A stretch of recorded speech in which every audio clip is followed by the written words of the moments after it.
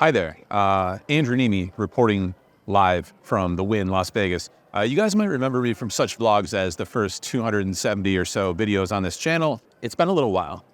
You might have heard me use a metaphor before on this channel where I would say something along the lines of, it's much easier to keep a train in motion rolling than it is to start one from a dead stop. I have signed up to play some poker. I'm on the list, but this is the summertime, and that means poker rooms are busier than they've ever been in my life, in your life, in anyone's life. Will we get a seat in the next hour? Remains to be seen. 1 hour later. All right, guys, a little over an hour or so of waiting, and I believe I have a seat now in the 510 in this poker room, this lovely poker room, perhaps the finest poker room in all the land outside of the lodge. Just got a seat in the 510 no limit, buying in for $3,000. That is the max buy-in. Let's go see some poker hands.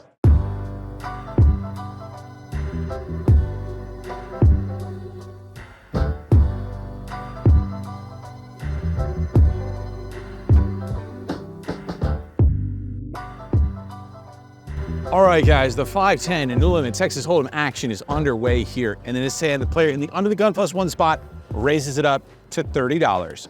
Player in the hijack makes the call, and we look down in late position at a very fine hand. The finest, as a matter of fact, pocket aces. We're gonna go ahead and 3-bet this, obviously, and I make it $150 to go, which somehow on a Friday night at the Wynn gets no action, which is incredibly disappointing.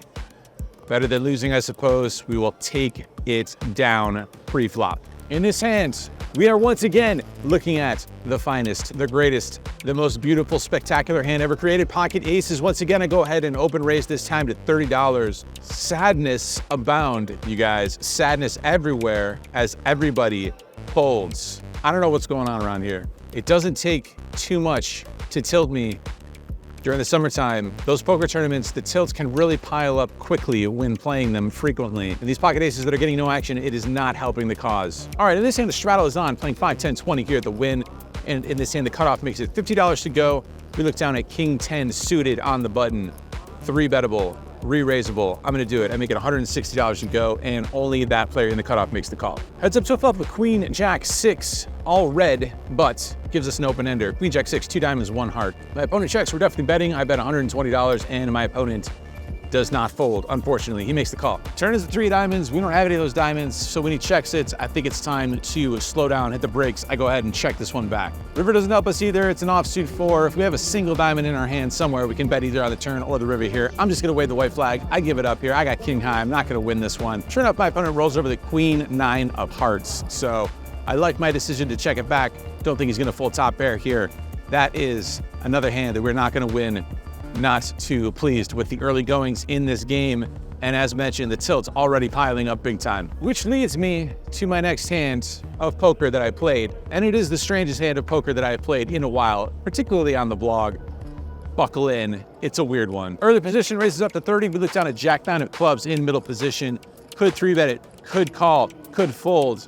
I take the passive route in middle position. I call. Not sure I love it, but no rake. This is a time game. You can get away with more flat calls. That's what I decide on. The players in the cutoff and the big blind, they both call as well. So 4 ways to a flop here. Comes down Jack high. Jack 7, 4 with 2 diamonds. Action checks over to me. There's 3 checks, and I'm not exactly in love with this, even though we do have top pair here. Not sure I'm in love with my decision there. I think multi-way we should just play straightforward. I think there's plenty of hands that we can get value from.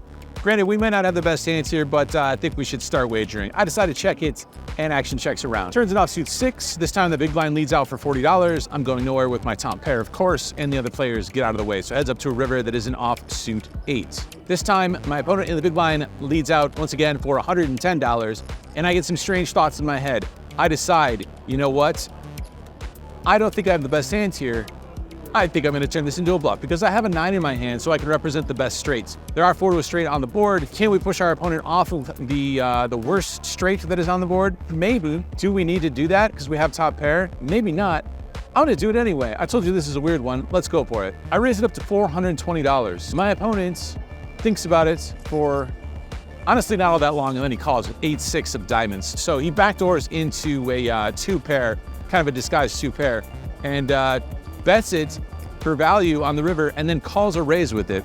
on the river, even though he blocks the diamond draw and unblocks the straights on the river, sniffs it out fairly easily, and just snaps us off pretty quickly. So was he gonna fold a straight? It's definitely not. This was a semi-disaster played by your YouTube channel host. That's me. Don't know what I was thinking there. Let's never mention this hand ever again. Let's move on. All right, in this hand, we are in the low jack, looking down at king, queen offsuit. I'm raising.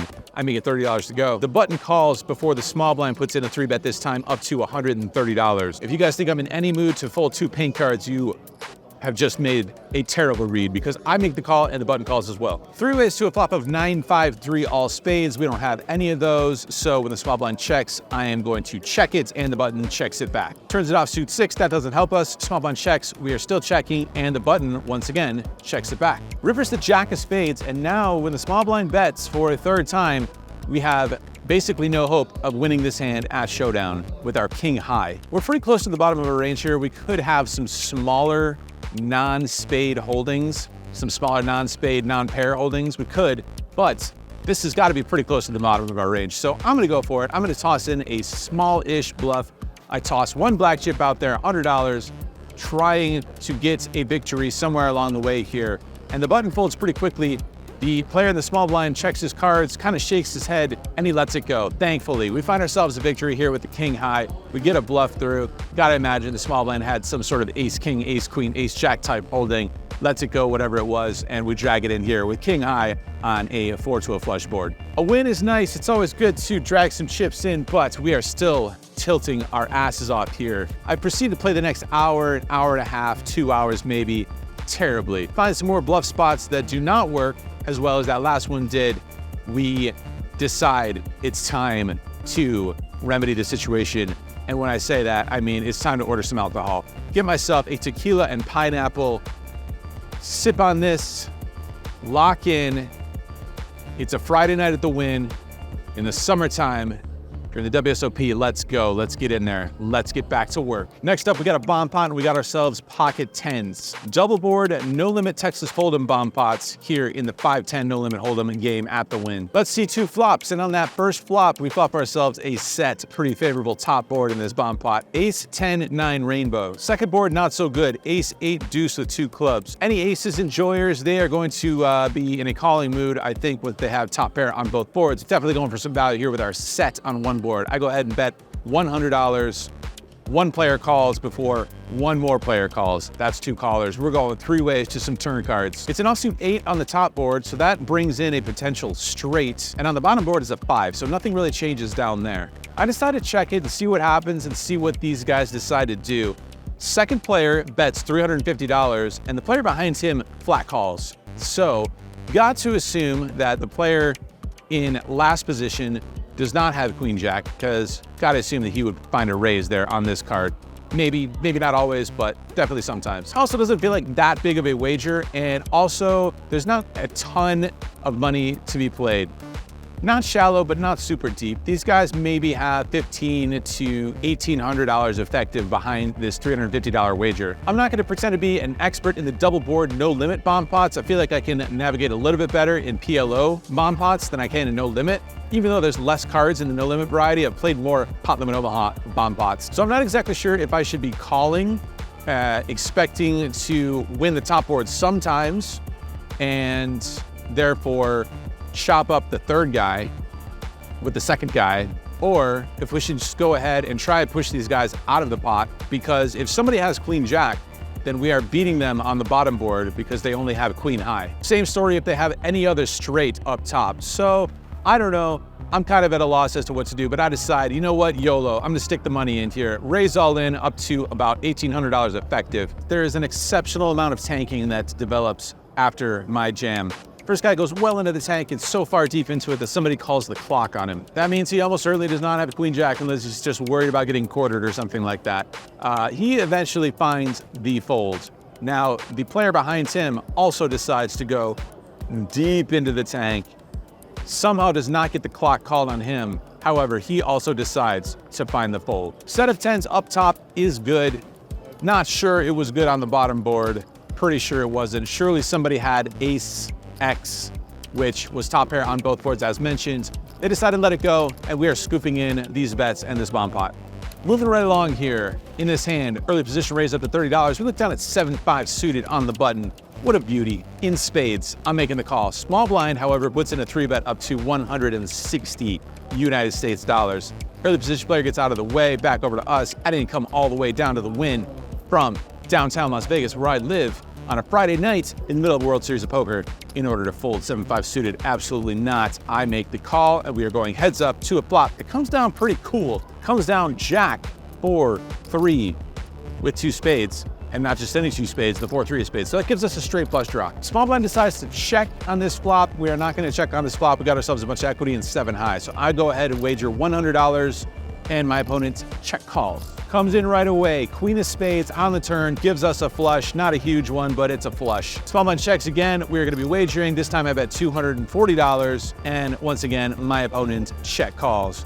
River is an offsuit ace, which is a pretty fantastic run out because these cards, all these high cards, typically are going to interact with a small blind 3-betting raising range. Still got ourselves a flush on a non-paired board, so that seems like pretty good news. He checks it over to me. I'm gonna fire again here. I'm gonna fire for the maximum. I bet $1,100, which is just about, maybe slightly more than my opponent's entire stack, and he goes into the tank. Once again, tanking happening in this game, thinking for a little while, decent while before he decides to make the call. And I announce flush, and of course, after he thinks for the stretch of time, we're good. We got ourselves a winner here. 7 high flush, what a beauty. 7-5 of spades. Gotta be one of my favorite hands. I don't know if it's my favorite. I don't wanna go on record and say that, but 7-5 of spades, ship it. All right, in this hand, I have the straddle on playing 5, 10, 20. There's 2 or 3 limps before a player in middle position raises it up to $100 even. Over to us in the straddle, we got pocket 7s. I'm calling. The other player's not calling. We're going heads up to a flop. 9, 7, 6, all diamonds. Mostly good news, I guess. We got ourselves a set, which is almost always good news, but there's a straight out there. There's a flush out there. There's a potential straight flush out there, you guys. I check it, and my opponent decides to check it back. Turn is definitely not good news. It's an 8, offsuit 8, which puts 4 to a straight out there. Makes our hand even a little bit less likely now to be the best hand. I check it, and my opponent bets this time. $100, we are not gonna fold. We got ourselves a set. We can improve to the best hand, even if he does have a straight or a flush, not a straight flush, but we can still improve. I make the call, and we go off to a river, which is an offsuit 9. Pairs the board, gives us a full house. I'm gonna check, stay and float here. I don't think he's just gonna stop betting if he does have a flush or a straight. Maybe he'll check a straight. Still gonna bet a flush. Still gonna bet some hands, I think. So I check it, and my opponent does in fact bet it. He bets about $420 here. We don't have the best possible full house. We still lose to a straight flush, but I think we need to go for some value here. We need to charge possible flushes and possible straights, and we need to charge a lot. I'm gonna go ahead and check raise all in here because let me tell you why. If I was bluffing, say I had a hand such as 7, 6 of hearts, perhaps, and I wanted to turn that hand into a bluff and represent full houses, I would need to apply the maximum pressure, go for maximum fold equity, and I would need to do that with this exact same raise. Check raise all in, gonna do that with my value hands, and once again, my opponent goes deep into the tank, thinking forever, thinking for an eternity, thinking longer than he's ever thought before, and eventually he decides to fold. So, after he thinks for that long, of course, we're rooting for a call. We don't get it. I still like my check raise. I think we put maximum pressure, like I said, when we have bluffs, and I think we are gonna have bluffs here, because when he bets the turn, it's almost impossible for him to have a full house. I mean, I guess he could bet 2 pair on the turn, but I think a lot of times he'll check 2 pair. We're gonna be the ones that have full houses almost always, way more often than he will. I like my line. I like winning. I like how it all worked out, even though we didn't get the call on the river. That's okay. Moving right along here, no straddle on in this hand, just the casual 5-10. And in this hand, we look down at pocket jacks. Raise it up to $30. Love this hand, what a beauty. Player on my direct left in the cutoff puts in the min raise up to $60. Well, technically not the min raise would be $50. Min raise is up to $60. Player on the button cold calls, player on the small blind also cold calls. Back over to us, and are we just gonna call here for a $30 additional with all these players in here? Absolutely not. We are gonna raise, we are gonna 4-bet, Bet your sweet ass we are. I'm gonna make it $300 even. 3 black chips, toss them in there, call that if you either hate money or if you have a better hand, or maybe you'll make the best hand if you're feeling lucky. Player on my left does call. One of the above is going on in his mind, and the other 2 players get out of the way. So we are heads up to a flop. Ace-6-5, not the flop of dreams. I'm betting full range in 4-bet pots on all flops, pretty much. Maybe if I flop quad, no, I'd still bet quads even. So I'm gonna down bet significantly though. I bet $140 and my opponent agrees to the price. We're off to a turn card. Turn pairs the board on an offsuit 5. This time I'm gonna slow it down with a check. I would do this with some strong hands as well. Pocket aces being one of them. Ace king we could mix in there as well. Might wanna go for extra value with ace king, but I would definitely have some traps in here. So I'm gonna do that with some hands such as this one as well. My opponent, he puts out a wager, $200. Definitely losing to some ace X holdings here, of course, but it's a pretty good price. I'm gonna call. Let's see what develops on the river, and that river is a 3. I'm gonna check it over to my opponent once again. Definitely not calling a large wager, but there is no such large wager. It's very distracting around here, here in Las Vegas at this hour. Very tempted to show you some of the human scenery that there is to be found. Anyway, my opponent decides to check back here on the river, and we cannot beat his hand with our pocket jacks because he has the ace-4 of hearts. So puts in the $60 3-bet, calls the $300 4-bet, finds that 3 outer on the flop, and we're not going to take it home with the pocket jacks here. Tough hand. Some would say there's no right way to play. All right, in this hand, there is no straddle on, but my opponent decides to raise it up. 6x makes it $60 to go. We look down at pocket queens on the button. Despite that sizing, that open sizing being significantly large, we're not gonna shy away from putting in the 3-bet here. We got pocket queens, fantastic hand. 3rd best hand ever created to make it $180 to go. Player in the small blind, once again, cold calls, and the initial raiser calls as well. So 3 ways to a flop in which there are no overcards this time, thankfully. 10-6-4, 2 spades, 1 club. Small blind checks. The player in the hijack spot leads into me this time. $300 is his wager, and I think we are going to have to put in more money here. There's gonna be so many cards that we don't want to give too good of a price to, even though $300 is a significant wager. We don't want any overcards to roll off. We don't want to give a good price to the small blind in case he has some sort of a draw. I'm gonna put in more money here. It doesn't need to be a huge raise. I'm gonna make it $700 to go. That's gonna make it tough on the small blind to continue. He does back the out of the way, and the player in the hijack decides to continue with the additional $400 as a call. So we're off to a turn card heads up, which comes down to 5 of clubs. 10-6-4-5 with 2 flush draws out there now, and the board could not be more wet and connected at this point. So when my opponent checks it over to me, I think we have a pretty straightforward jam in this spot because my opponent only has about $900 remaining in his stack. I'm gonna go ahead, stick it in there, toss in 2 yellows, and announce all in. My opponent does not snap call, so once that happens, we are then rooting for a call, and my opponent, once again, deep into the tank. These guys like to think deep into the tank. I like to act quickly, you know? I've been acting very fast. I've been playing a lot on WPT Global. Things happen fast on there. Short time banks, I love it. Live poker, significantly slower, but still enjoyable. My opponent decides to make the fold. Enjoyable because we get to drag in the pot. The queens do not get cracked like those pocket jacks do. We're dragging this one in and we get out of the hole, you guys. We get out of the hole.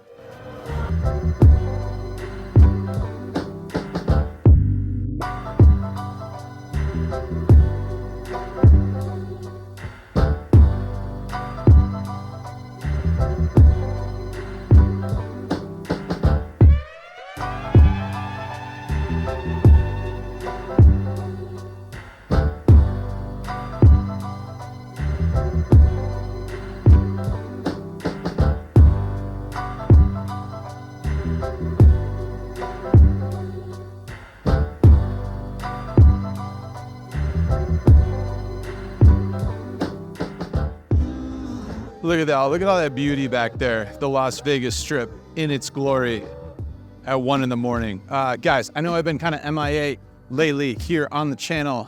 I'm feeling it lately. Let's see if we can get this channel back up and running. in proper vlog form. We get into this game for $5,000 after I make some ridiculous bluffs. And then we end up cashing out for $7,845. So we profit $2,845 at the end of this session, which will provide us with a buy-in to tomorrow's Millionaire Maker at the World Series of Poker. I'm sure that won't be tilting at all.